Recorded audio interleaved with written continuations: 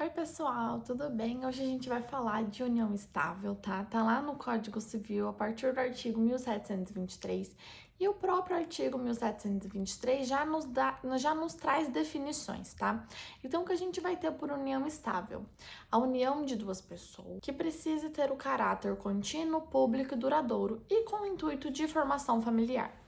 Então vamos analisar esses requisitos, né? Quando a gente fala de formação familiar, a gente não precisa necessariamente estar ligando isso à criação de filhos, tá? Então hoje em dia a família, ela se dá de diversas formas e a formação familiar pode ser, né, só com o intuito dessa união ao longo do tempo, tá?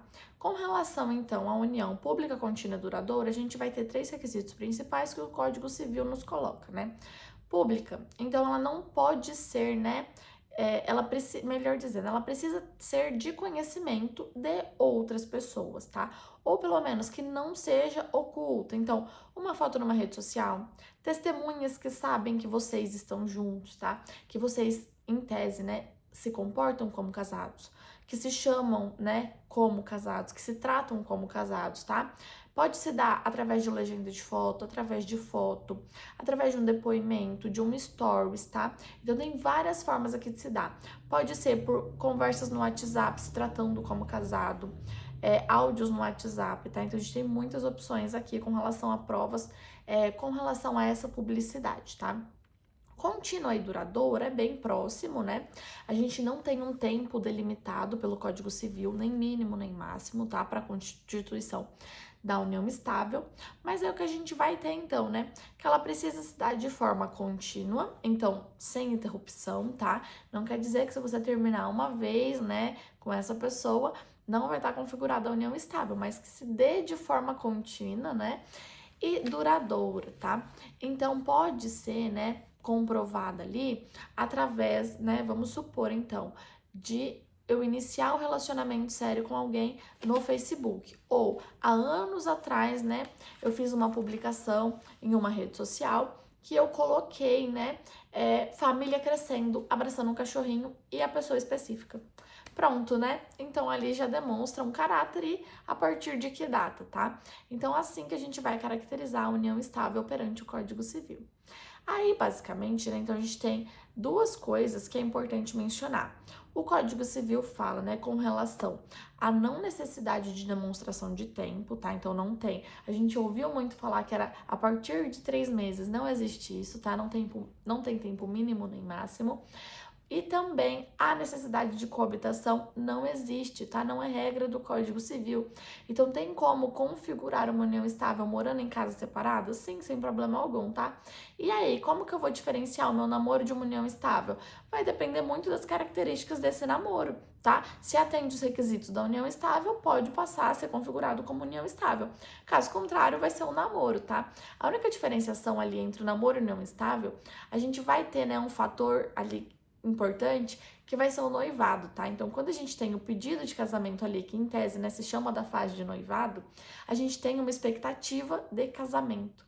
E aí a gente acaba, né, desconfigurando então a união estável, porque a união estável ela é equiparada ao casamento.